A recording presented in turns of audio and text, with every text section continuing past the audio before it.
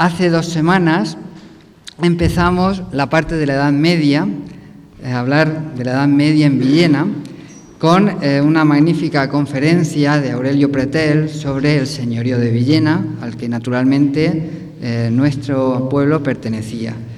Por lo tanto, pues se habló de las relaciones de Villena con lo que ahora es la provincia de Albacete. La semana pasada se habló en la conferencia de las relaciones de Villena con Murcia, ya que Villena pues pertenecía al reino de Murcia. Va a hablar nuestro conferenciante de hoy sobre las relaciones de Villena con la parte que queda, con el reino de Valencia, lo que era el reino de Valencia. Que fueron, pues Villena era una ciudad fronteriza, Vialla era de Valencia, Cañada también, etcétera, y por lo tanto había unas relaciones muy intensas y muy importantes. Uno de los conflictos que surgieron como consecuencia de esas relaciones fue, pues como creo que todos sabemos, el pleito de los Alorines.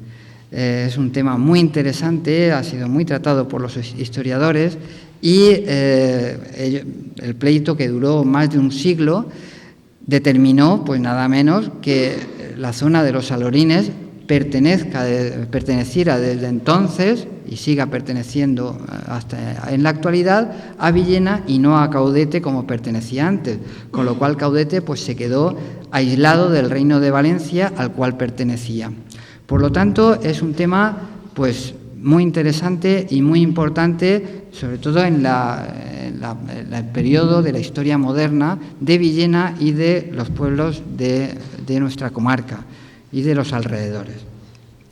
Para hablar sobre este tema, pues tenemos a un especialista que lo ha estudiado en profundidad hace poco tiempo y por lo tanto nos va a dar una información completa, profunda y actualizada. Él es Vicent Terol i Reig. Es el director del Archivo Histórico Municipal de Onteniente. Nació en Albaida, pero bueno, que está al lado de Onteniente, como todos sabemos. Vicent Terol es doctor en Geografía e Historia en la especialidad de Historia Moderna por la Universitat de València, el Estudi General. Obtuvo la licenciatura en Geografía e Historia en la misma Universidad de Valencia en el año 1992 y hizo su tesina con el título El comte, la vila y el rey, la Germania al comtat d'Albaida. O sea, el conde, la villa y el rey, la Germanía en el condado de Albaida, entre 1445 y 1534. La leyó en abril de 1997, obteniendo la calificación de sobresaliente. Ese mismo año obtuvo el reconocimiento de la suficiencia investigadora por la Universidad de Valencia y empezó a preparar su tesis doctoral titulada Un regne sense cavallers, la Germania a la sotgovernació de Xàtiva, un reino sin caballeros, la Germanía en la subgovernación de Xàtiva, que leyó en diciembre del 2002 y obtuvo la máxima nota, la calificación de sobresaliente cum laude. Por lo tanto, pues es un especialista, sobre todo en las germanías, en el movimiento social que fueron las germanías, y en la época en la cual se desarrolló el pleito de los Alorines. Ha publicado diversos libros y numerosos artículos, más de 50 artículos, en revistas especializadas y obras colectivas sobre aspectos diversos de la historia medieval y moderna valencianas. Y también sobre distintos aspectos de archivística, ya que él es director del Archivo de Onteniente, como acabo de decir anteriormente. Entre esas revistas pues están Afers, Boletín de la Sociedad Castellonense de Cultura, Capyetra, Revista Internacional de Filología, Estudis, Revista de Historia Moderna, la revista Saitavi, Intervenció i Patrimoni, Alba, Revista d'Estudis Comarcals de la Vall d'Albaida, el Maig, Estudis i Documents, etc.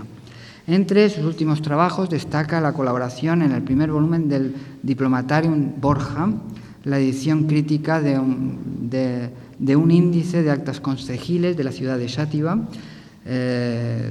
editado por la Universidad de Valencia, y la edición también, junto a otros autores, de la topografía médica de Ontinyent de 1916.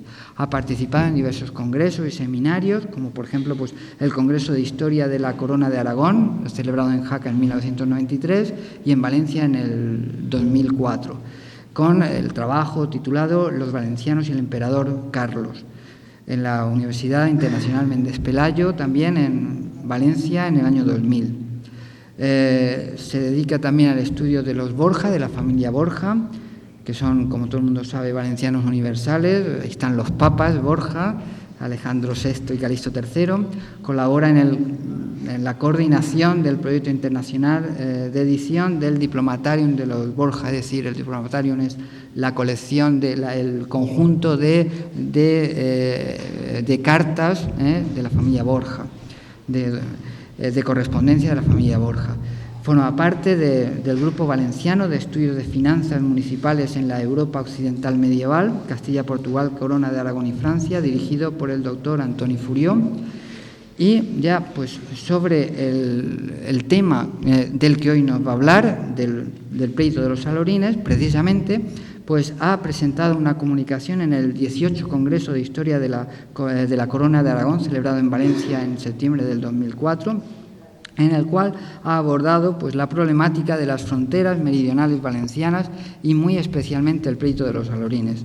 En sus investigaciones ha conjugado pues, investigaciones en los archivos valencianos y especialmente en el Archivo Municipal de Villena, con las aportaciones historiográficas valencianas y con la aportación historiográfica también castellano-manchega, que tradicionalmente se ha venido desconociendo. Se han ido desconociendo las tradiciones castellano-manchegas y las valencianas en cuanto a la archivística y a la documentación. Por lo tanto, pues tenemos a una persona que es experto en historia moderna, sobre todo del siglo XVI, del siglo XV, XVI y XVII, y que ha estudiado y ha presentado trabajos importantes sobre el tema del que hoy va a hablar, sobre el pleito de los Salorines, del cual pues, hay que recordar también que ya José María Soler estudió el tema, presentó un trabajo en el Congreso de Historia del País Valenciano en el año 1976, pero claro, de aquello ya pues, han pasado más de 30 años y por lo tanto pues, ahora nos va a dar una visión actualizada, como ya he dicho antes, de este tema. Adelante, Vicent, y cuando quieras tienes la palabra.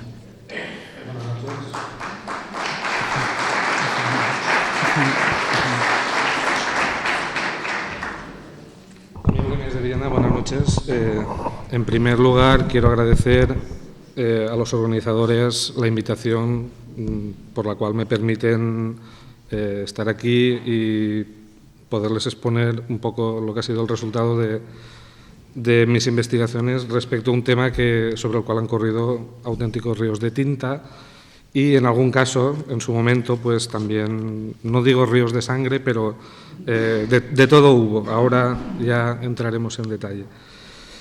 Quiero aprovechar también para agradecer las amables palabras de José Fernando Domene, que ante todo se nota que es un amigo. Y nada, para mí, ante todo, es un honor y un placer estar hoy aquí, esta noche en Villena, porque de hecho las personas como los pueblos somos resultado de la historia y por eso yo no soy una excepción. De hecho, mi padre y mi abuelo nacieron, jurídicamente son nacidos en Villena, aunque de hecho son nacidos en los Salorines de Villena, en lo que se conoce como el Alforí de la Safra, una zona determinada de la macropartida villenense de los Salorines. Por tanto, mi vinculación pues, es directa sobre el tema. También aquí en Villena pues, yo sé que todavía hay algunos parientes, aunque la verdad es que las familias, ya saben ustedes que antes sí que se trataban mucho más que ahora y yo conozco que tengo parientes, los descendientes de las casas Corralón y Coronel, pero de hecho solamente conozco a la gente más mayor. Esta circunstancia personal, por tanto, pues ayuda a entender el objeto de la charla de esta noche. Aunque el tema, como ustedes verán, es un tema complejo, bastante complejo. De hecho, y quiero antes que nada hacer un pequeño preámbulo, yo no pretendo justificar ninguna reivindicación territorial que en su momento, porque todavía es un tema que sobre todo entre Caudete, como pude constatar en una ocasión que di una conferencia en Caudete, y Villena, todavía la cosa se arrastra. En verdad, porque la historia también explica nos ayuda a entender estas pequeñas querellas vecinales que como son entre pueblos hermanos, un poco como pues, la vecindad, que es obvia en el caso de Ontinyent, pues también nos ayuda a entender el porqué de algunos hechos que en la actualidad se producen. Y uno de ellos es por qué el término de Villena tiene una forma un poco extraña, ¿no? Es como si dijésemos que tiene una forma bastante compacta y como si le hubiese salido una especie de grano en la parte superior derecha, y aquello no se acaba de entender muy bien. Yo espero que a partir de la charla que les ofrezco hoy, que considero que, como ahora ya entraremos en materia, sirve para básicamente poner en solfa una serie de afirmaciones y de tradiciones historiográficas que sorpresivamente se han desconocido, o sea, han vivido prácticamente de espaldas.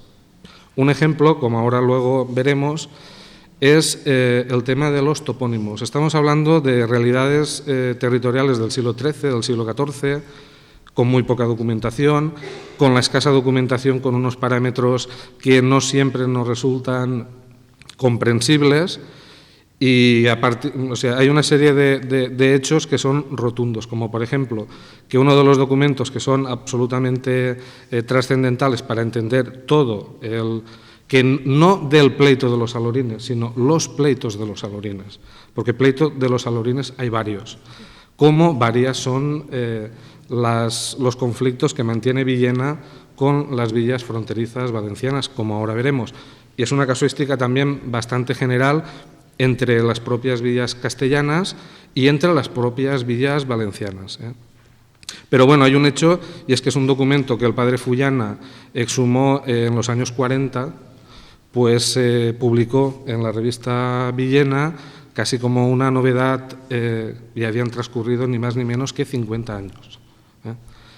Y esto, por ejemplo, es un documento que José María Soler desconocía y que yo creo que si hubiese conocido, posiblemente el resultado de su hipótesis, porque no deja de ser una hipótesis explicativa, hubiese sido diferente. Entrando ya en materia, hay algunas precisiones semánticas que son absolutamente procedentes. La primera, que ya les he enunciado, es el tema de los pleitos de los alorines. Pero es que los alorines en principio no eran los alorines, era el alforí en valenciano o el alorín en los documentos villenenses. Porque de hecho en los documentos más antiguos que he consultado en el archivo municipal de Villena, pues aparece el topónimo en singular. Por otra parte, constatamos también que se produce un fenómeno historiográfico como poco sorprendente, aunque la verdad es que no lo es tanto. Básicamente es la consecuencia de un proceso que se atisba como una realidad, ya es una separación que es lingüística pero también es mental. Constatamos cómo las villas valencianas y las villas castellanas se comunican con su lengua, no hay ningún problema, hasta que llegamos a finales del siglo XVI. Cuando llegamos a finales del siglo XVI se produce un fenómeno que tiene su eco en el famoso pleito de los alorines, ese sí, entre Caudete y Villena, como ahora veremos, en el cual, pues entre las maniobras que se suelen aducir siempre en los pleitos, pues Villena argumenta que una parte de los documentos que está justificando los propios argumentos de Gaudete, como son antiguos y como están redactados en valenciano, en lengua catalana antigua, pues no les resultan inteligibles. Su eco lo tenemos en el desconocimiento historiográfico castellano-manchego de la historiografía valenciana. La verdad es que a mí me ha resultado sorprendente poder consultar la producción historiográfica más reciente de la zona de la provincia de Albacete, Cuenca, del fenómeno fronterizo, y constatar que no hay una comunicación fluida. De la misma manera que nosotros, que, como es mi caso, que me expreso normalmente en valenciano, como todos ustedes pueden constatar, porque no me expreso con toda la soltura que desearía en castellano, pues se produce el fenómeno de que se desconoce absolutamente lo que se está produciendo en valenciano, que no es lo mismo que nosotros, que sí que conocemos y estamos a la última de lo que se está publicando respecto a este tema en concreto. Esto es especialmente llamativo en el caso de Almansa. O sea, el caso de Almansa es un caso casi paralelo al caso de Ontinyent. Incluso hay algún topónimo, alguna casuística especial, alguna alquería que también aparece en una nebulosa y al final explica muchas cosas.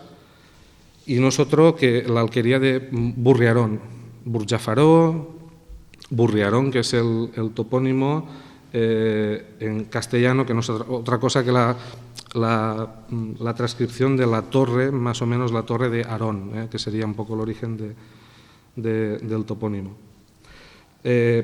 Aparte de esto, pues sí que hay que destacar a José María Soler por una razón muy concreta. Y aparte de su aportación, que es una aportación sustancial, fundamental para el estudio de los pleitos de los alorines, ya empiezo a hablar un poco ya con propiedad, como ustedes pueden comprobar, sobre todo porque sí que mostró, es un poco rara avis, porque sí que se preocupó por intentar conocer la zona más inmediata a Villena. O sea, no se puede obviar que Villena al lado tiene una villa valenciana que se llama Viar, que tiene otra un poco más lejos que se llama Ontinyent, y ese desconocimiento pues se matiza en gran parte en su caso. Y eso explica también que una parte de la producción de los trabajos de José María Soler pues hayan aparecido en publicaciones de Viar, de Fontanars de Salforins, incluso en alguna cosilla en Ontinyent. Por todo esto, ya como conclusión, lo que yo voy a tratar de exponer hoy no es otra cosa que un poco una reconstrucción histórica conectando historiografías y, por otra parte, tratando de dar coherencia a documentos y topónimos que han sido un poco la clave de todo. Uno de ellos, ya les he anunciado, era Burriarón, que es la Torre Grande Almansa sin ninguna clase de dudas. Es una alquería, se señorializa a finales del siglo XIV, desaparece porque hay una dinámica demográfica muy concreta, castellana y valenciana, que se crea una especie de Extremadura en esta zona de las fronteras entre el Reino de Valencia y la Corona de Castilla, y no el teular de la zafra, el tejar de la zafra, como en su día apuntó José María Soler, tratando de dar coherencia un poco a las evidencias documentales que él tenía. O sea que es un error hasta cierto punto comprensible, normal. Tengo que decir que los documentos que nos hablan de Burriarón, que nos ayudan a identificar Burriarón, pues se han publicado en la última década. Por ejemplo, para que veamos un poco que también estamos hablando de un pleito sobre el cual han corrido auténticos y continúan realizándose aportaciones sustanciales. Otro, que es igual de importante, es el famoso monte Albaranís, Albarranís, que hay que identificar también sin ningún lugar a dudas con el Rocín, el Rosí en valenciano. Y por otra parte también la fuente y el pozo de la zafra. Este sí En algún caso los topónimos se identifican, no quiere decir que los podamos situar con un GPS, pero bueno, los podemos situar con un cierto margen de error para intentar dar coherencia a todo esto que al principio yo recuerdo cuando, cuando empezaba a exhumar documentación que a veces esto se parece bastante a un galimatías. Aquí podemos ver un poco cuál va a ser el escenario de una parte del territorio sobre el cual vamos a hablar. En este caso tienen ustedes, pueden contemplar lo que es una vista, está tomada desde la parte ya de la sierra, donde ya se está cerrando el valle de los Alorines. En este caso desde la Castellana, la gente que esté más o menos familiarizada. Esta segunda foto pues, nos ayuda a entender, no por completo, pero bueno, la otra parte, porque ahora veremos que esto es una historia que tiene 4 partes como mínimo. Y aquí se puede ver el Rocín, lamento no tener un puntero, pero bueno, la sierra que ven ustedes, que se va cerrando, que en este caso a su izquierda, ven ustedes que se va cerrando, eso es el Rocín. Aquí en primer término tenemos el Pocico, bueno, el Pocico, la Casa Blanca y la Meca ya un poco más atrás. Aquí vamos a empezar un poco por el principio, como suele ser normal en estos casos, y un poco para centrar el tema es un tema, la única excepción a la regla es que aquí perdura desde el siglo XV hasta el siglo XVII, pero es una problemática que es inmediata a la conquista cristiana. Simplemente hay un hecho que ya marca una diferencia sustancial entre las dos sociedades. Por una parte, la sociedad andalusí, la sociedad islámica conquistada y la sociedad cristiana conquistadora. Hemos de entender que hay una frase que define un poco cuál es el mundo que llega a mediados del siglo XIII, y es aquello de ninguna tierra sin señor. La definición un poco del mundo cristiano es la jurisdicción y acotar hasta el último ámbito de manera muy clara, cosa que no tiene nada que ver con los ámbitos jurisdiccionales precedentes islámicos. Muchas veces son lo que denominamos términos castrales, que son conceptos que tampoco es la ocasión ni el momento de que yo les explique a ustedes, pero bueno, sí que son bastante más cambiantes y sobre todo mucho más ambiguos e inconcretos. Aquí pueden ver ustedes cómo estamos en una zona que tiene su coherencia si cogemos un mapa y entendemos esta zona como la confluencia de diversas poblaciones, diversos castillos, hinsn, poblaciones de carácter intermedio como Untiñán, Bucairán, el Hinsvillar, Hinsvillena, Yaca, Almansa, Caudet y Moixent. Aquí tenemos un mapa ya más o menos más concreto. Aquí aparecen los elementos que nos van a servir un poco, que son una lectura, ya diríamos, un mapa físico. Y es que para acotar el territorio tienen que haber elementos visibles, elementos que sean lo más claro posibles. El problema de fondo es una problemática general. A partir de, o sea, el mismo tratado de Al-Misra, el actual el Camp de Mirra, en 1244 ya nos da una pista de por dónde van los tiros. O sea, aquí se están dilucidando las proyecciones territoriales de la expansión feudal cristiana sobre un territorio que ha sido ya conformado al Andalus. No es un proceso que sea fijo, no es un proceso, sino que es un proceso dinámico.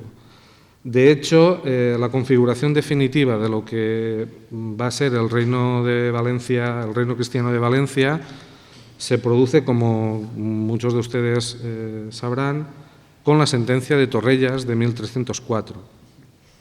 después de la incorporación de la gobernación, la denominada gobernación de Orihuela, que formaba parte de un reino de Murcia que, para que se hagan ustedes una idea, pues en algún momento el reino de Murcia llega incluso hasta a tener como límite el río Júcar, ¿eh? Para que vean ustedes que muchas veces esto de los precedentes... De hecho, constatamos que la problemática pues, es una problemática general, ¿eh? De hecho, hay una adecuación complicada de la realidad islámica a la concreción jurisdiccional cristiana, porque, de hecho, hemos de entender que estamos hablando de dos estados, la Corona de Castilla y la Corona de Aragón, que establecen su frontera y le quitan coherencia al territorio, ¿eh? Porque, de hecho, la función, por ejemplo, un apunte, la función básica del Gis-Ontinyent es un punto en el camino de Murcia, con lo cual la vía natural de comunicación del Reino de Valencia, que no es otro que por el corredor de Xàtiva, o por otra parte por el corredor intramontano del Valle de los Alorines, ¿eh? Pues esto se cercena y esto obliga ni más ni menos que a la creación de una vía que comunica Xàtiva con Alicante. Xàtiva, superando la Saragrossa, Albaida, Cocentaina, Alcoi, Xixona, Alicante. Es un camino que se tiene que hacer en 1279 para articular el territorio, ¿eh? Por otra parte, tenemos los conflictos fronterizos entre villas castellanas, entre las propias villas castellanas, valencianas, entre las propias villas valencianas y, por supuesto, entre un lado de la frontera y otro. Y es ahí donde está el problema, porque, claro, los elementos que se tienen que crear no son otros, que es una institución que no aparecen únicamente en esta zona, sino que, por ejemplo, tienen una tradición bastante más antigua en la frontera entre Aragón y Castilla, en la zona aproximadamente de Soria, ¿eh? Vemos que los conflictos están ya exponiendo un poco lo que son los conflictos ya entre villas castellanas y valencianas, pues son conflictos entre Ayora y Almansa, un conflicto que se alarga hasta bien entrado el siglo XV, entre Villena y Biar, un conflicto prácticamente inmediato a la conquista, que se soluciona en 1494, el conflicto entre Moixent y Villena, que se soluciona, aunque esto con propiedad deberíamos de hablar de la Font de la Figuera, que es con quien realmente es un conflicto que se cierra en 1551. El de Villena con Ontinyent se cierra en 1502 y finalmente el más largo de todos, que es el de Caudete, con Villena, que se cierra en el siglo XVII, aunque en su momento Caudete y Almansa, Caudete, y en este caso hablaríamos también de Villena y Almansa, tuvieron sus más y sus menos por la fijación de los límites territoriales. Centrándonos un poco en el conflicto entre Villena y Ontinyent, constatamos que cumple un poco con la norma, la fase inicial cuando eclosiona, pues principios del siglo XIV. Básicamente porque en estos momentos Villena forma parte como todos ustedes saben, forma parte del Reino de Valencia. De hecho, Villena ha sido una población que uno de los argumentos que en su momento se hicieron valer para quedar englobada en la provincia de Alicante fue pues que durante prácticamente un siglo formó parte del Reino de Valencia. La fase álgida del conflicto pues, son prácticamente 5 años, de 1320 a 1324, con algunas puntas en 1320, con una acción villenense y una reacción ontiñentina en 1321, acción y reacción con cadáveres de por medio, o sea, aquí no se andaban con chiquitas, y finalmente la Concordia de 1335. Esta Concordia, que era el documento que les he apuntado que en su momento exhumó el padre Fullana, se conserva en los archivos reales valencianos y también en el archivo de la Corona de Aragón.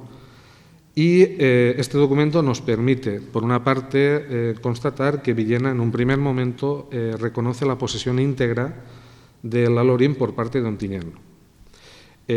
Tengo que decir que el Alorín es un territorio que se reserva Jaime I y que posteriormente, a los 10 años de la conquista del territorio, en 1257, cede a la villa de Ontinyent para facilitar la consolidación de la villa cristiana. Este documento nos sirve para identificar una primera línea, que es la línea de la atalaya de Burjafaró, o sería el atalaya de Burriarón, que es la silla, que es, ahora veremos ya con los mapas y tal. Esto es un poco, intentaré ser lo más claro posible, pero ya les avanzo y les advierto que esto es un poco difícil de seguir. Intentaré ser lo más claro posible y, desde luego, cuando acabe, podrán ustedes hacer las preguntas que estimen pertinentes y intentaré responderles. Es una línea que, si trazamos la línea recta, aunque no lo es, pues nos llevaría desde el puerto de Villar hasta la línea de la Silla. Otra parte de los orígenes de este conflicto pues, tienen que ver propiamente con una problemática villenense. La guerra de los dos Pedros, que es una de los conflictos más desconocidos de toda la historia medieval de la península ibérica, en definitiva también una parte del conflicto, saben ustedes que es una guerra civil castellana, que significa pues, el ascenso al poder de la dinastía de los Trastámara. Pero bueno, hablando ya un poco en el escenario local, que es el que aquí y ahora nos interesa, esto va a suponer, primero, la separación de Caudete del término general de Villena, al cual, eso sí, es una aportación significativa de José María Soler, que sí que demostró sin atisbo de duda el hecho y la realidad de que Caudete, hasta estos momentos, forma parte de los términos generales, que es otra realidad que hoy en día no siempre nos resulta del todo inteligible. De hecho, Villena pasa a Castilla y, aunque se ha afirmado que esto es un hecho probado, pues yo les tengo que decir a ustedes que pasa a Castilla de facto, pero no de jure, ¿no? Y no lo digo yo, lo dice un jurista de mucho prestigio de finales del siglo XV, que es Baltasar Gallac, que era el jurista que trabajaba para la ciudad de Valencia. La ciudad de Valencia en estos momentos es la ciudad demográficamente más importante a finales del XV de la península ibérica, y llega a ser canciller de la Corona de Aragón. Y en el momento álgido de los conflictos con Villena, llega a asesorar a los jurados de Caudete y de Ontinyent, diciéndoles que, por otra parte, esto de que Villena forme parte de Castilla no está claro, Y, de hecho, si analizamos los documentos, que tampoco es el momento ni la ocasión, porque aquí hay que ir bastante rápido, pues, de hecho, causa sorpresa comprobar que es cierto. O sea, se habla Jumilla, Habanilla, son casos que están muy claros, pero en el caso de Villena no, sorpresivamente. Esta realidad significa que, ni más ni menos, que Villena pasa a Castilla, pero Caudete permanece en el Reino de Valencia. Esto supone fracturar el término general de Villena, crear dos jurisdicciones distintas y, atención, sometidas a jurisdicciones de dos reinos diferentes. Con esto se crea un poco la semilla que va a originar nuevos conflictos territoriales. O sea, si no teníamos suficientes conflictos, ahora van a aparecer más. Otro hecho sustancial para entender toda la problemática de los pleitos suscitados por el territorio conocido hoy en día como los Alorines es otra guerra, que es la guerra de 1429-1430. Es una guerra que se ha estudiado recientemente. El escenario principal es Aragón, con la entrada de Alfonso el Magnánimo en tierras castellanas, y demuestra de manera bastante sorpresiva que la Corona de Aragón, hemos de tener en cuenta que la Corona de Aragón no es un estado peninsular, sino que es un estado que en estos momentos pues engloba Cerdeña, Sicilia, y dentro de poco va a englobar Nápoles. las Islas Baleares, aparte de los territorios propiamente peninsulares, que es un elemento que a veces tendemos a olvidar. Pues nada, la Corona de Aragón mantiene la iniciativa y se llega a una tregua que se puede considerar una victoria pírrica por parte de Alfonso el Magnánimo, sorpresivamente, cuando si miramos cualquier mapa, pues evidentemente era una lucha en principio desigual. Lo que hay detrás es una dinámica estatal que en su momento la Corona de Aragón puede movilizar recursos de manera más efectiva que la Corona castellana, que dentro de poco vemos también que conocerá problemas internos con todo el tema muy conocido de los infantes de Aragón, los hermanos de Alfonso el Magnánimo. Pero bueno, los efectos de la guerra en nuestra zona no son demasiado conocidos y de hecho pues no será porque aquí no se produjeron hechos de armas, se produjeron varios. Si tuviésemos que optar por un vencedor, pues desde luego las milicias de la zona de la gobernación de Xàtiva, a pesar de una iniciativa primera con una entrada de los castellanos en la huerta de Xàtiva y el incendio de la Font de la Figuera, o por otra parte con una entrada y el incendio de Alfafara, luego provocó una reacción que supuso una batalla que ganaron los valencianos muy cerca de Villena, en la torre de Luis Cascante, que en la actualidad es el caserío del Cascante, y por otra parte la represalia de las bases de las cuales habían partido las expediciones castellanas, que no eran otras, como era absolutamente normal, que Almansa y Villena. Pues los valencianos incendiaron los arrabales de Almansa y de Villena, y ya está. Luego se cierra en falso, Alfonso el Magnánimo coge a otros derroteros, como todos ustedes saben, pero lo que nos interesa es el otro escenario que matiza un poco la afirmación que acabo de hacer, porque claro, se produce la ocupación de Caudete por parte de Villena. Caudete, la verdad es que queda totalmente expuesta a partir de su incorporación al Reino de Valencia, porque sí que si miramos un mapa, y los acabamos de ver, vemos que hay una mínima alineación entre, por ejemplo, Biar y Moixent, más o menos están pues, a una equidistancia, mientras que Caudete ya queda de manera bastante más excéntrica. Por otra parte, en Caudete se declara una peste, y eso es lo que explica en buena parte la ocupación de Villena. Este hecho, que tampoco resaltó como hubiese debido José María Soler en su momento, también porque los estudios que se habían hecho sobre la guerra de 1421-30 eran muy escasos y se conformaban con aproximaciones de carácter general que no llegaban al detalle en el escenario local del cual les estoy yo hablando ahora. De hecho, esto supone una auténtica catástrofe para Caudete. O sea, Caudete no se recupera de este hecho, de la ocupación y de la peste. Caudete recupera más o menos los índices de población que tiene antes de la guerra prácticamente siglo y medio después, para que ustedes se hagan una idea. Eso es una auténtica catástrofe. Esto va a incidir en las cuestiones que ya habían abiertas entre las diferentes villas por los límites jurisdiccionales. Porque aparte de todo esto, tenemos una coyuntura, que es esta de 1438-82, complicada, marcada por dificultades demográficas y la recesión económica a un lado y a otro de la frontera. Tal vez agravado en el caso castellano con todas las turbulencias internas que se están produciendo. Pero las tensiones fronterizas son casi permanentes y de manera muy especial en 1461, donde, para que ustedes se hagan una idea, pues hay un conato prácticamente, hay diversos conatos, otro en 1445, bastante conocido, otro en 1447, pero bueno, parece ser que el más grave es el de 1461.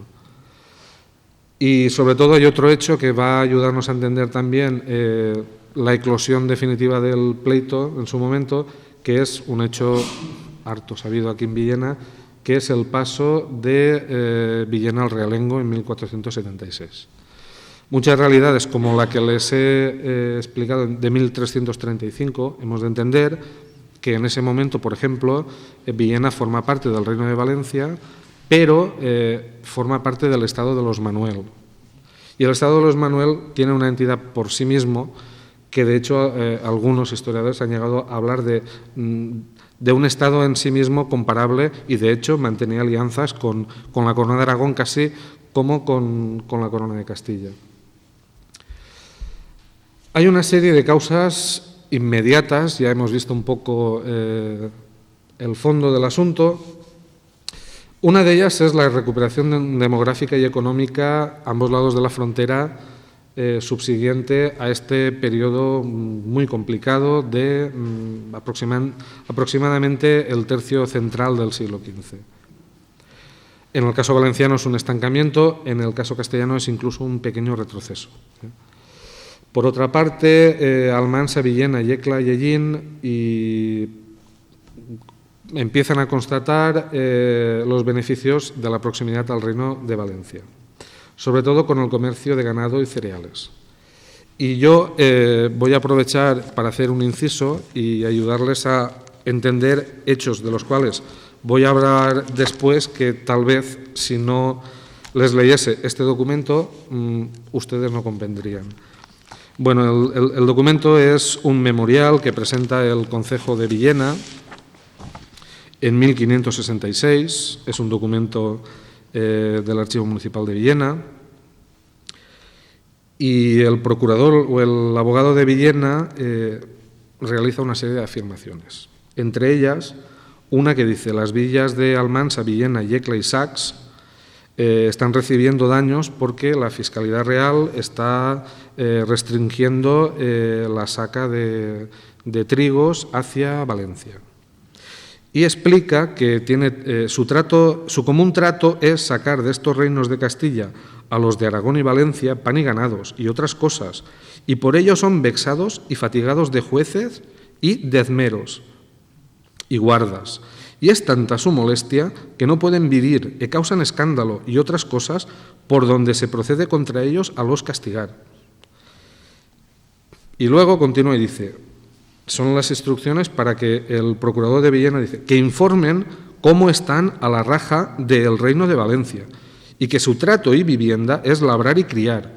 Y lo mismo hacen los moradores en los lugares comarcanos que están dentro del marquesado de Villena, en los cuales se coge mucho pan y se cría mucho ganado.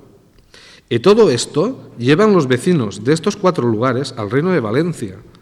Y de esta manera los unos pueblos y los otros se han poblado y aumentado en gran cantidad de vecinos, porque antes eran de muy poca población. De hecho, Almansa o Villena prácticamente en estos momentos, si comparamos con la realidad 100 años anterior, casi han experimentado un incremento significativo.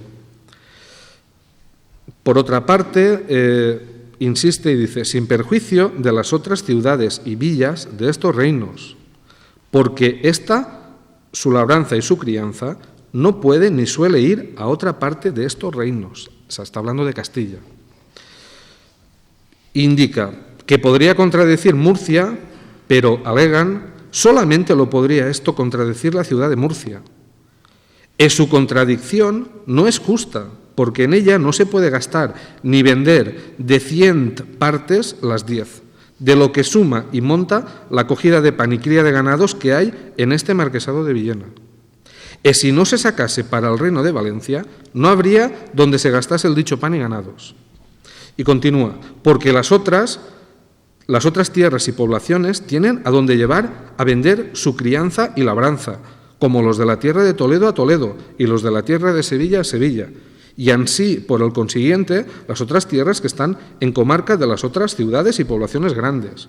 Pero los que viven en este marquesado de Villena o su comarca no tienen donde cómodamente puedan llevar el pan que cogen y ganado que cría, si no es en Reino de Valencia, como esto es cosa pública y notoria.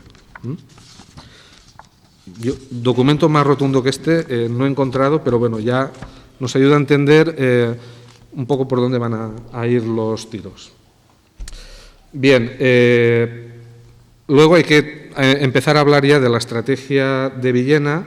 Villena practica una estrategia, al final hay que felicitar a Villena porque es una estrategia que se demuestra absolutamente su utilidad, porque al final consiguió prácticamente todos sus objetivos. Y no es otro que el divide et impera.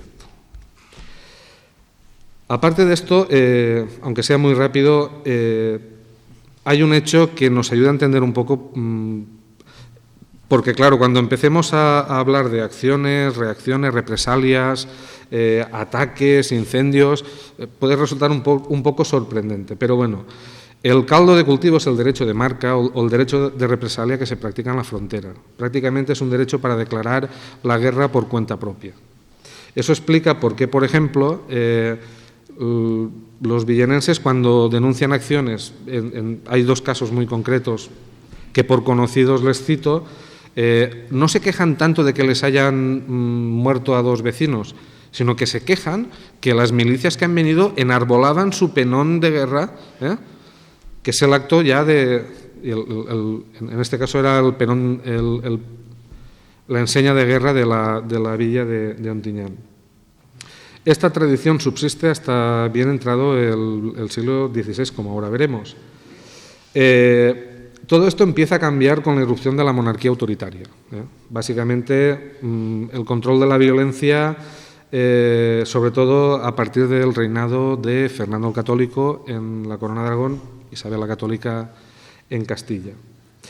Pero estos problemas de orden público, de los cuales ahora empezaremos a hablar, aparte coinciden con la Guerra de Granada.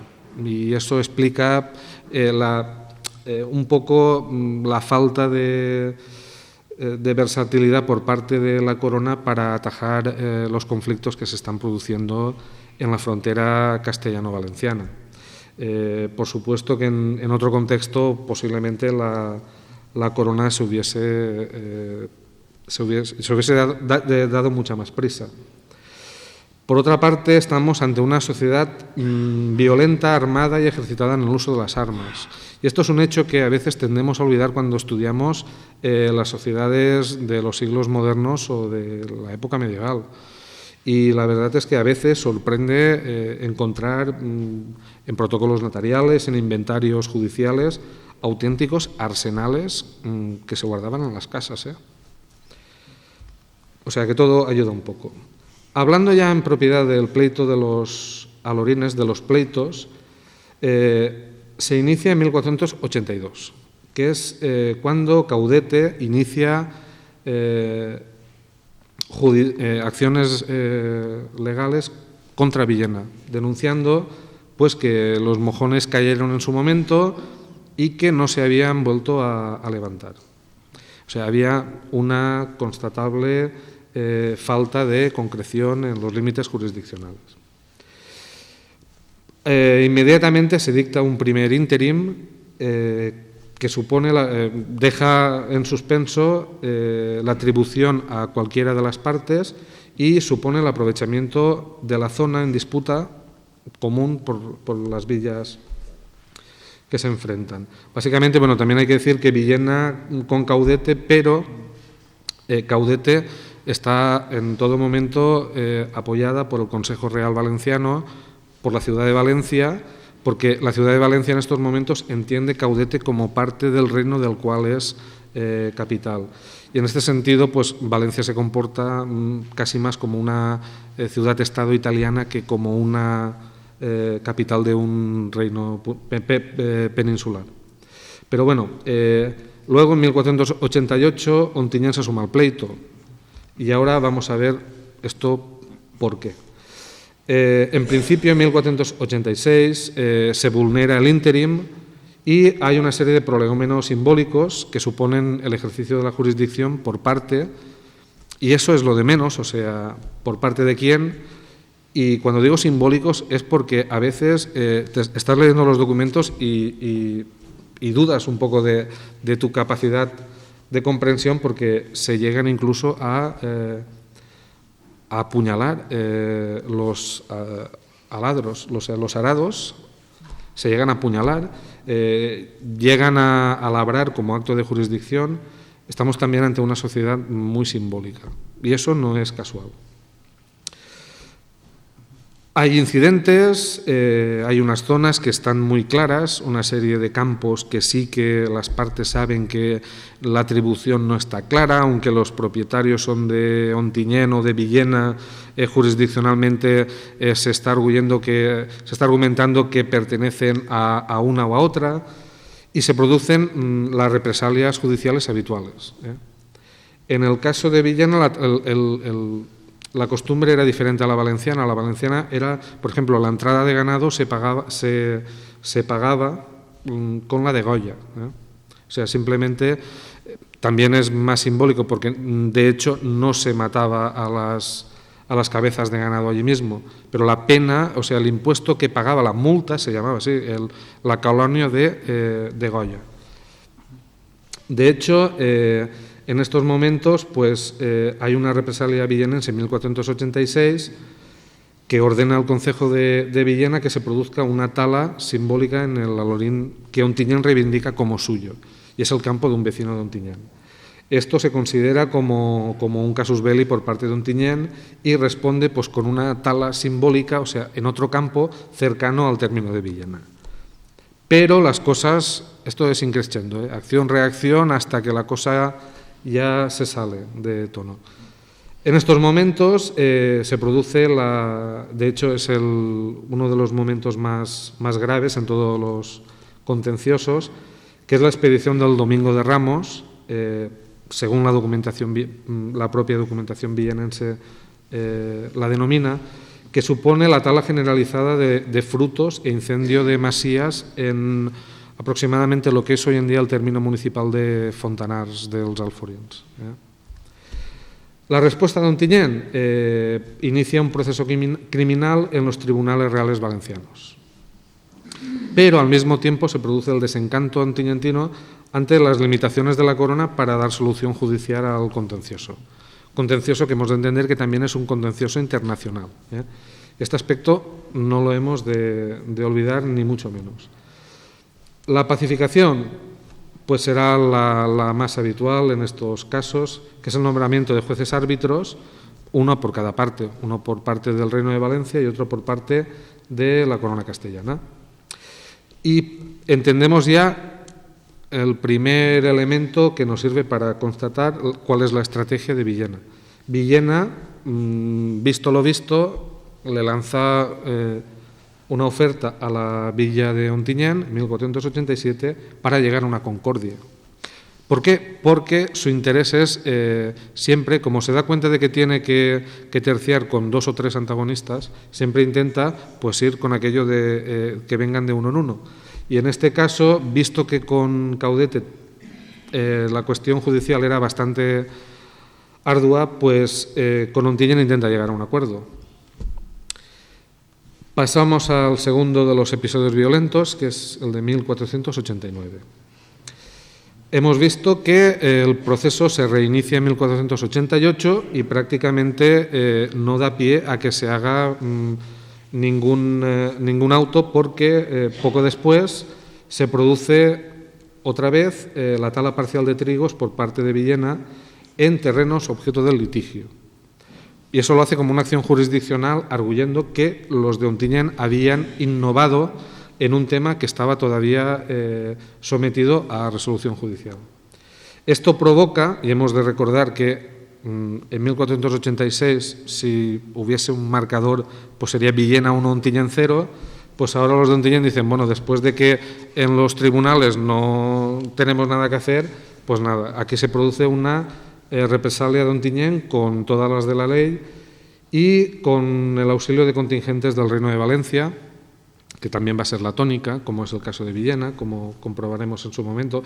Villena no ataca los términos valencianos sola, sino que siempre cuenta con la solidaridad, por otra parte muy antigua, de tradición medieval del Marquesado de Villena.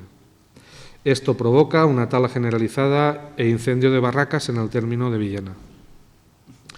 Esto marca un poco un hito y supone que la corona imponga la negociación de las partes. Hemos de entender el contexto, la guerra de Granada, etcétera, etcétera.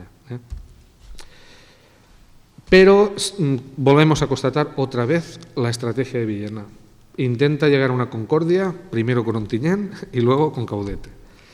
Y en este sentido, las estrategias son absolutamente divergentes. Villena quiere negociar por separado, las villas valencianas presentan un frente solidario. Y en este sentido hay que decir que presionadas por la capital, por Valencia y por el Consejo Real Valenciano, como atestiguan múltiples cartas que se han conservado en el Archivo Municipal de Valencia, en los archivos reales y en el propio Archivo Municipal de Villena, que alguna que otra hay. El tercer episodio violento, 1495. Aquí ya tenemos un primer éxito villenense y es, después de unos conatos que no llegan a pasar de ahí, hay unas pequeñas violencias, pero no hubo muertos, que eso ya marca un poco la tónica. Biar, absolutamente atemorizada en estos momentos. Biar viene de padecer una década bastante complicada y hemos asistido a un estancamiento demográfico bastante importante en el tercio central del siglo XV, atemorizada por verse inmersa en el conflicto y cada día más dependiente del comercio con Villena, llega a una concordia por la cual reconoce los límites, que son los límites actuales, por otra parte, entre Villena y Biar. Pero esto va a suscitar la oposición de Ontinyent, porque, claro, Ontinyent hemos de recordar que su argumento es el más conservador de todos. Siempre están arguyendo la famosa Concordia de 1335, por la cual Villena reconocía la integridad de el Alforí, el Alorín, por parte de Ontinyent. Este hecho, esta concordia, suponía un primer avance por parte de Villena. Se produce una auténtica escalada de tensión y hay un conato de enfrentamiento generalizado entre las poblaciones de la gobernación de Xàtiva, que llega a movilizar las milicias, y las del Marquesado de Villena, donde el gobernador hace otro tanto. Los hechos pues son bastante poco llamativos en principio, aunque en el universo simbólico de la época pues aquello era el acabose. Se ponen 3 mojones, los mojones pactados previamente entre Biar y Villena. También hay que decir que a Biar le cayó para el pelo por parte del Consejo Real Valenciano y, de hecho, Biar actuó de manera ilegal, porque Biar no podía aprobar una concordia como lo hizo, aunque luego esto es otro tema que tampoco es el momento de explicar aquí. Pero bueno, los mojones se derrumban porque los de Ontinyent han ido a la Corte de la Gobernación de Xàtiva y hay una sentencia que dicta que se derrumben los mojones. Y claro, se produce inmediatamente la reacción de Villena. Vuelven a colocarlos y las milicias villenenses ahora invaden el Alorín de Ontinyent porque piensan, el concejo de Villena, claro, desde la perspectiva de Villena es ininteligible y el dolo se presupone a los de Ontinyent porque, claro, ellos han llegado a un acuerdo con Biar, aquello todo es... Y claro, y los de Ontinyent continúan, pero bueno... Y los de Villena esta vez sí que destruyen 25 casas en els Fontanars, que es el núcleo urbano actual de Fontanars dels Alforiens, y talan prácticamente por completo lo que es hoy en día el término de Fontanars, que es... Bueno, los daños se cuantificaron en bastantes miles de ducados de la época. Y lo peor es que causan un herido ontinyentino y muchos heridos. Porque en este caso ya vemos que los hechos ya van increciendo. Ya se llega incluso a asaltar el núcleo urbano de Ontinyent. Casi como el antecedente sería en 1429, cuando durante la Guerra de Castilla, pues nada, los de Ontinyent estaban prácticamente encerrados en sus muros hasta que en las fases finales de la guerra pues ya realizaron incursiones por tierras castellanas. Posteriormente, represalia valenciana, las milicias de Ontinyent, Caudete, junto a tropas feudales de los condes de Albaida, Cocentaina y Oliva, se toman cumplida venganza en Villena y atacan el núcleo, el casco urbano de Villena, o sea, la propia villa. Y aquí sí hay No hay un resultado claro, aquí hubo un poco más o menos empate, pero sí que tenemos la certeza de que hubo diversos muertos. Se llega a los momentos de tensión extrema. En este caso, Murcia y Orihuela, que están a su vez inmersas en otro contencioso, sobre todo por el tema del obispado, amenazan con intervenir directamente. Aunque, por otra parte, facilitan la solución pacífica porque dicen que o se llega a una solución y se apaciguan los ánimos o ellos intervienen directamente. Y ya el hecho que nos acaba de dar la auténtica escala de los hechos es que ni más ni menos que los jurados de Valencia y el propio gobernador de Valencia hacen acto de presencia para apaciguar los ánimos. Y en este caso escriben al Concejo de Villena y es una carta que se conserva aquí en su archivo municipal.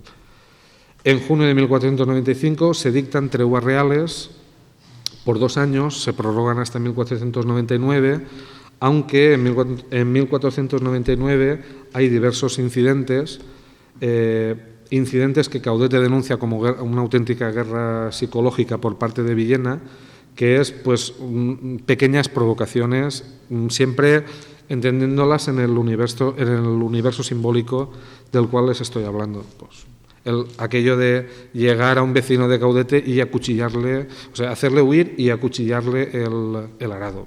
Que eso casi no tiene sentido para nosotros, pero bueno, en aquel momento era el acabose. Bueno, y luego hasta 1501, aunque en 1501 sí que marca un poco un punto y aparte en el tema de los pleitos de los alorines. 1501 es el episodio mejor conocido porque, desgraciadamente, de los otros episodios la documentación es fragmentaria, dificultosa, y les aseguro que no he consultado ni 1, ni 2, ni 3 archivos, sino que el Archivo Municipal de Valencia, Municipal de Ontinyent, Municipal de Villar, Municipal de Villena, alegaciones de Caudete, y el único mejor conocido es el de 1501, porque el proceso de los daños provocados por los vecinos de Ontinyent, este sí se conserva en el archivo de Villena. Yo lo puedo estudiar, es un proceso complicado porque aparte de largo, pero nos ofrece información muy interesante. En principio, conocemos con absoluto detalle el inicio esta vez de los hechos. Esta vez sí con pelos y señales.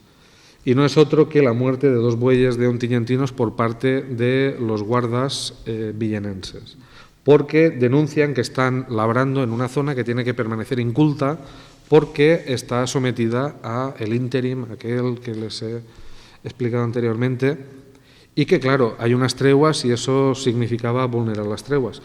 Por parte de Ontinyent se alude a que esos campos son de vecinos de Ontinyent y, vamos, reacción de Ontinyent, les matan unos bueyes, estos les vuelven a matar otros bueyes, y se produce incluso el intercambio epistolar previo, este sí que lo conocemos, entre Ontinyent y Villena, y es un auténtico diálogo de sordos.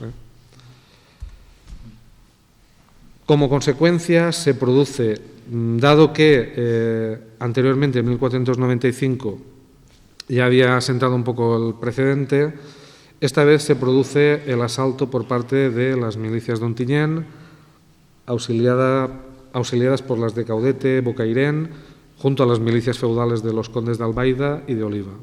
Se pueden cuantificar 1.500 infantes, 130 jinetes, tiros de artillería, compañías de espingarderos, o sea, vemos aparecer las rudimentarias armas de fuego de la época. Desde el punto de vista de la historia militar, el proceso es un auténtico lujo, ofrece todo lujo de detalles.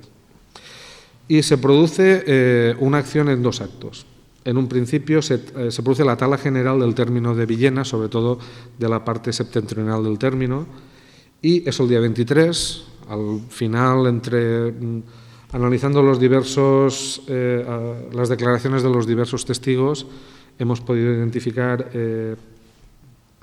las fechas exactas, y luego se produce el bombardeo de Villena. el bombardeo de Villena, formados en 3 escuadrones, y esta sí es la que en las relaciones de Villena, esta sí que es más conocida porque en las relaciones, así como el resto de episodios, excepto uno que se comenta prácticamente de pasada, en este sí que, pero tampoco con concreción cronológica, y este es el que se refiere con las 2 muertes villenenses que se producen después del asalto y bombardeo durante 2 horas. Pero 1501 también supone un punto y aparte y un hito en todo el proceso. Y es que las reglas del juego habían cambiado, pero los contendientes, alguno de ellos, no se había dado cuenta. La vulneración de las treguas supone ya por sí misma un elemento que nos ayuda a entender la resolución del conflicto entre Ontinyent y Villena. Pero sobre todo lo que se va a castigar es el conato de rebelión que se produce contra el gobernador de Xàtiva por parte de las milicias de Valencia, cuando el gobernador de Xàtiva intenta impedir que las milicias avancen y realicen lo que al final perpetraron, que es el asalto y bombardeo de Villena. Tuvo que huir y poner pies en polvorosa para salvar la vida. Y claro, esto supone que las autoridades reales van a castigar a Ontinyent. La van a castigar por una parte y por otra parte el hecho de que hayan 2 muertos. Esto significa que 1501 es una especie de tabula rasa. Es casi, de hecho la documentación te lo da a entender así, es como si todo lo anterior no contase. Y vemos que los argumentos de Ontinyent continúan siendo pues que en 1486 se produjo esto y en el 89 esto otro, pero claro, las autoridades lo que intentan hacerles entender es que la gravedad de los hechos ya no tiene vuelta atrás. Y esto supone ni más ni menos que Ontinyent tenga que pactar una concordia que se estableció mediante 2 árbitros. Uno de los árbitros fue el conde de Albaida, el otro fue el propio gobernador del marquesado de Villena. Concordia que desgraciadamente no se ha conservado, ni se ha conservado en los archivos municipales de Ontinyent ni en el de Villena, y para más INRI ni en los protocolos notariales, los escasos que se han salvado de las destrucciones de la pasada guerra civil, ni en Villena ni en Ontinyent. Pero bueno, tenemos algunos elementos que no tenemos el documento, pero tenemos diversos elementos y diversos documentos que nos ayudan a entender su contenido. Básicamente, cartas, o sea, lo que es la comunicación epistolar entre los concejos de Villena y Ontinyent ya durante todo el siglo XVI. Incluso había traído alguna carta, pero bueno, veo que el tiempo no da para más. La concordia supone, aparte de una indemnización a las familias de los 2 villenenses que han muerto, que, bueno, otra cosa que se ha de decir, no mueren en el bombardeo, sino que mueren no entro en detalles porque, bueno, esto de cada episodio bélico, esto da para hacer, y no es ninguna exageración, un extenso artículo. Pero bueno, estos escaramucean, que es la táctica que sigue la caballería castellana, que está acostumbrada a combatir con los moros de Granada, y claro, los valencianos no entran al trapo y hacen uso de las armas de fuego y nada, 2 de los jinetes perdieron la vida a las primeras de cambio del enfrentamiento que se produce después. Pero bueno, la cosa es que Ontinyent ha de entregar lo que se conoce hoy en día como los alorines de la zafra, que es una parte sustancial de la partida de la zona del término de Villena que conocemos hoy como los alorines, aunque en concreto es una unidad, en este caso humana. Yo soy uno de los ejemplos, y alguna de mis compañeras de aquí del archivo de Villena también, porque sus familias me consta que vinculación con la zona de la zafra tienen. Y de hecho esto va a marcar un antes y un después en el pleito. En los pleitos, porque ya se van resolviendo poco a poco. Tenemos resuelto el de Villar, tenemos resuelto el de Ontinyent. Y aquí tenemos un poco, ya después de explicado todo esto, en los mapas pueden ustedes ver otra cosa que no es el documento este, y dedicarle un tiempo a su lectura no ha sido un ejercicio gratuito, sino que tiene todo su sentido. Si observamos, aunque no tengo un puntero, pero bueno, aquí abajo tienen ustedes un poco lo que es la leyenda del mapa. El mapa supone que, por ejemplo, y es diáfano, la situación de los límites entre la Font de la Figuera y Villena. Si ustedes pueden ver que sigue al pie de la letra el trazado del camino que une Almansa con Ontinyent. Pero, atención, que Ontinyent está unido con otro camino desde 1432, que no es ni más ni menos que una transversal. Han de tener ustedes en cuenta que el territorio valenciano, el País Valenciano, es un territorio vertical y que, por tanto, las comunicaciones transversales son más complicadas. Y en este sentido, la comunicación entre Almansa y Ontinyent es una auténtica autopista comercial. Para que se hagan ustedes una idea, la taula del peaje de Ontinyent, que es donde se pagan los impuestos que gravan el comercio con Castilla, si comparamos con los de la ciudad de Xàtiva, que es la segunda ciudad del Reino de Valencia y aproximadamente una cuarta parte de la población de Valencia, pues Ontinyent, se están recaudando en Ontinyent aproximadamente un 40% de lo que se está recaudando en Xàtiva, para que ustedes se hagan una idea.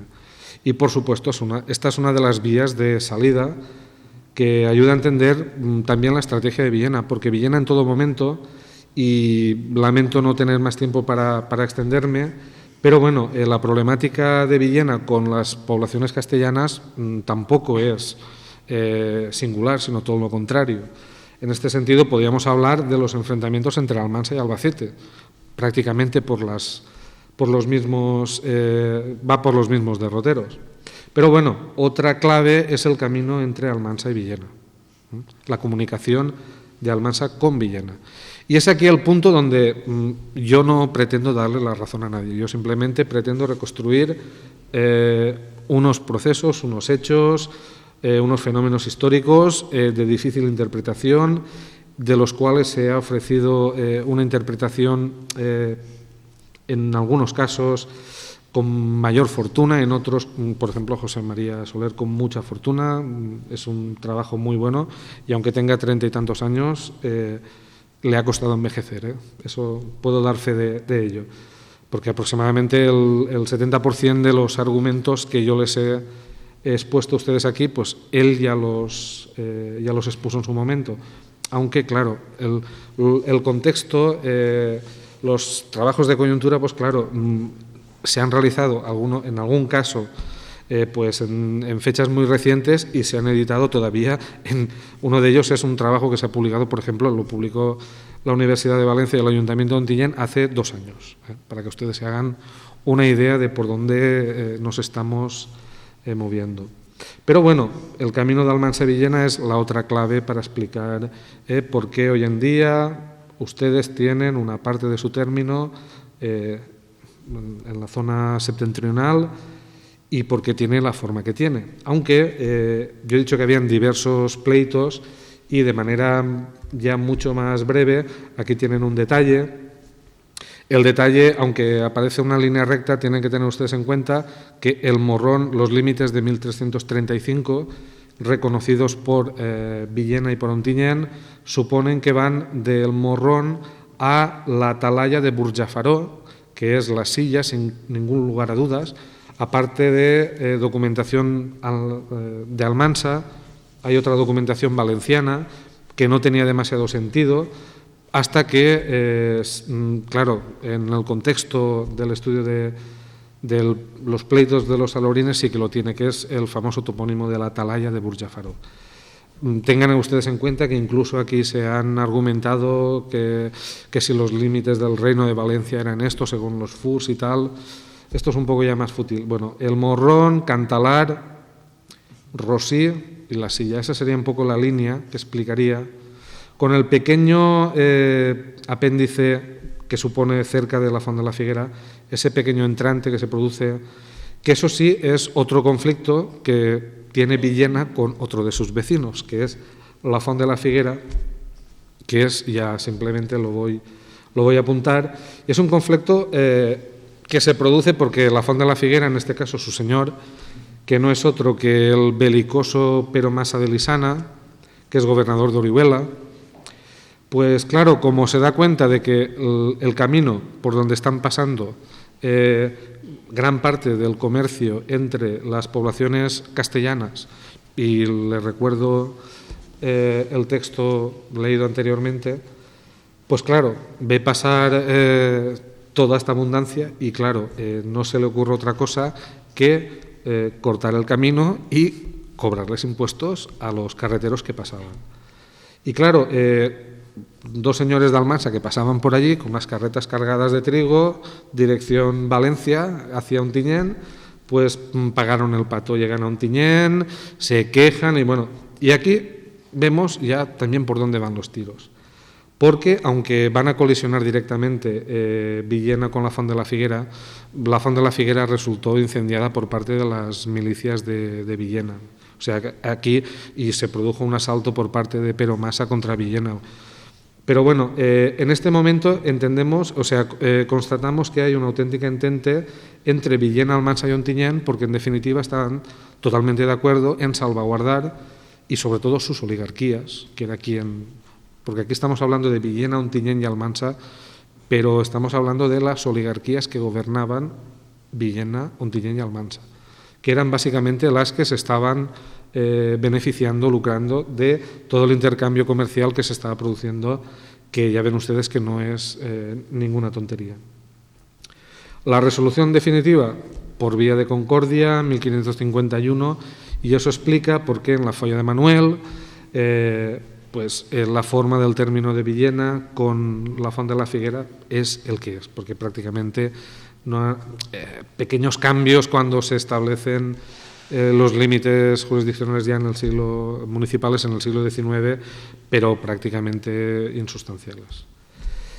Y sobre todo, ya hablando con propiedad de lo que se sobreentiende, y de hecho José Fernando, cuando ha hablado del pleito de los Salorines, a la mayoría de ustedes supongo que lo que les sonaba de los Salorines es, claro, Caudete con Villena. Bueno, queda la parte de Caudete con Villena, por supuesto, aunque sea en un apunte rápido y breve. En principio, y no soy yo el que lo dice, sino que en su momento, otro villenense ilustre como fue Sebastián García Martínez ya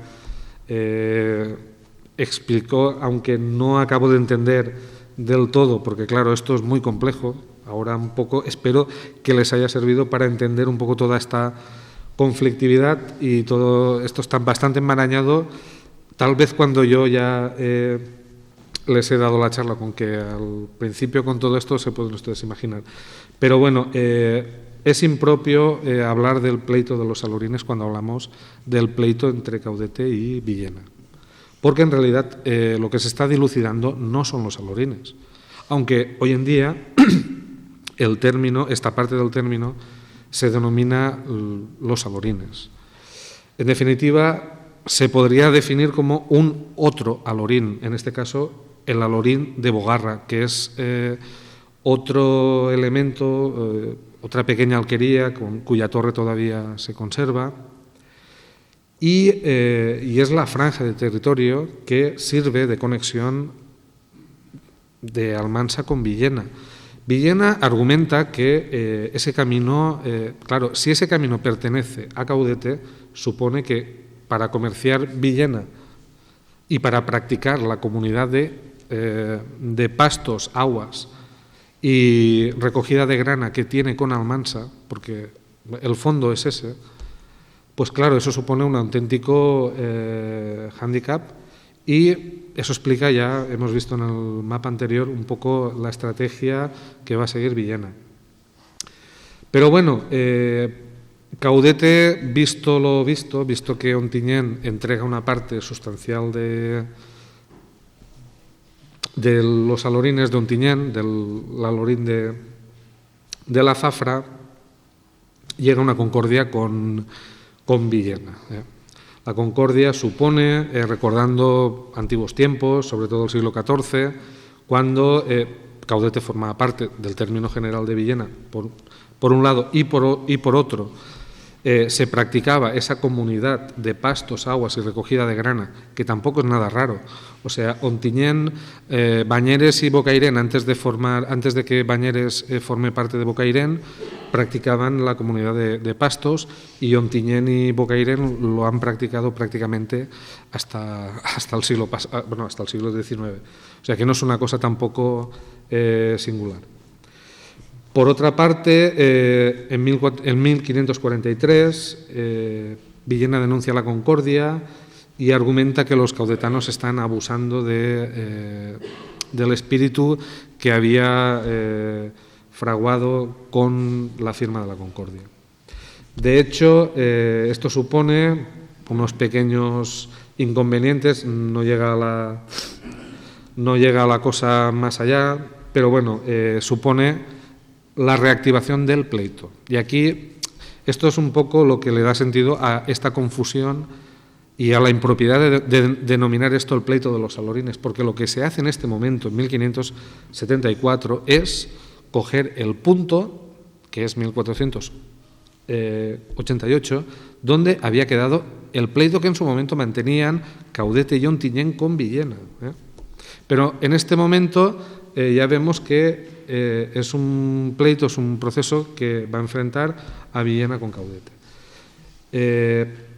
Se inicia el pleito y, según documentación, vamos a decir, reservada de los procuradores y abogados de Villena, Villena teme que los de Caudete van a conseguir una resolución judicial favorable.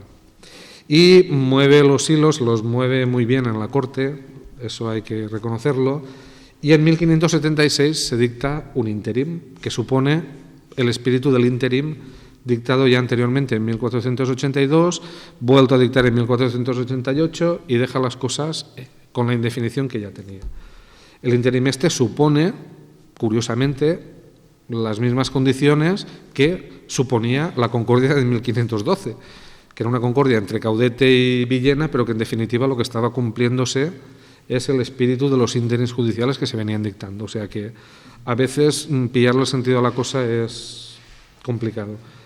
Luego, finalmente, y esto sí que ya es de todos conocido, se produce la ejecutoria definitiva en 1623, pero, y esto los de Caudete lo dicen, y es cierto, o sea, la ejecutoria es definitiva, pero no es taxativa, o sea, no cierra, o sea, el pleito continúa abierto, porque una parte del objeto de litigio no se ha resuelto. Eso explica, y esta es la aportación de Sebastián García Martínez en todo este proceso, que en 1696 Caudete intenta reactivar el proceso y en este sentido le va a auxiliar la Junta de Estamentos del Reino de Valencia. De hecho, los argumentos de Caudete, que es otro de los documentos fundamentales para haber podido reconstruir todo este galimatías y darle un poco de sentido y de coherencia, pues entre otras cosas es un documento del cual se conoce simplemente un ejemplar, que son los argumentos de la Villa de Caudete en 1696, que se llegaron a imprimir, como era por otra parte bastante habitual que los litigantes recurrían al arte de la imprenta para dotarse de, no digo de mejores, pero sí de mayores argumentos. Bueno, y finalmente, también como todos ustedes saben, porque esto ya es más conocido, la Guerra de Sucesión supone que Villena toma partido por el candidato Borbón, el Reino de Valencia y Caudete, que forma parte del Reino de Valencia, se decanta mayoritariamente, excepto alguna villa fronteriza, o el caso de Peníscola, que es una villa con una peculiaridad militar bastante, por otra parte, bastante clara, se decanta por el archiduque Carlos de Austria. Consecuencia, Batalla de Almansa, que este año celebramos el tercer centenario. Esto supone una realidad totalmente diferente para los valencianos. perdimos el autogobierno hasta 1982, que volvemos a recuperar instituciones y tradiciones de autogobierno que se remontan ni más ni menos que al siglo XIII, pero concreción local de todo esto, Caudete, en este momento, claro, Caudete y Villena dilucidan sus conflictos de una manera pues que ética o moralmente pues sería cuestionable. Pero en este sentido, pues Villena como vencedor lo que consiguió es ya decantar definitivamente con Caudete, que llega a ser durante más de 3 décadas aldea de Villena. Hemos de tener en cuenta que Caudete ha sido una villa valenciana, una villa real valenciana con voto en Cortes. Hemos de entender también, esto es difícil porque aquí hay muchas partes y tampoco es entrar en la psicología de nadie, pero para ayudar a entender por qué unos recuerdan todavía y otros no, y otros aquí, pues cuando hablas con la gente de Villena, casi no se le da importancia al hecho. Bueno, en Tiñén, pues sí, se habla, pero claro, en Caudete es un tema que todavía levanta ampollas. Y nada más, es todo lo que tenía que decir. Si ustedes tienen a bien hacerme alguna pregunta, yo estaré encantado de responderles. Gracias.